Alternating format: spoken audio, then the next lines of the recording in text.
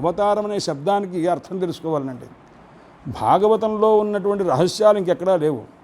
అవతారం అంటే అర్థం ఏమిటంటే పైనున్న వ్యక్తి కిందికి దిగితే దాన్ని అవతారం అంటారు, గుర్తుపెట్టుకోండి. వైకుంఠంలో నుంచి కిందకి దిగారు అంటే ఏమిటి? ఉన్నత కింద నుంచి పైకి వెడితే దాన్ని ఏమంటారు అన్నారు, అది ఊర్ధ్వస్థితి అండి.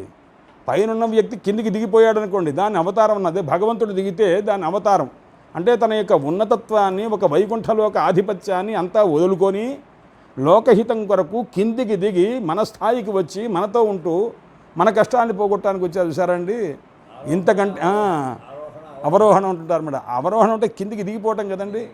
అలాగ పరమాత్మ అవతరించారు అంటే పైనుంచి కిందికి దిగారంటే ఏంటి? తన స్థాయిని పూర్తిగా మరిచిపోయి మీకు అనుకూలంగా దగ్గరికి వచ్చారు, మీ కష్టాన్ని పోగొట్టడానికి. అందుకోసం భగవంతుని యొక్క దయ ఉందా లేదా నా మీద మనం ఏదైనా అప్పుడప్పుడు నేను ఎంతో చేశాను, నేను నా మీద దయ చూపించలేదంటుంటారు. కష్టం వచ్చినప్పుడు చాలా దయ చూపించాడు. ఆ దయను గ్రహించేటువంటి స్థితి మనకు లేకపోవడమే తప్ప ఆయన దిగటమే పెద్ద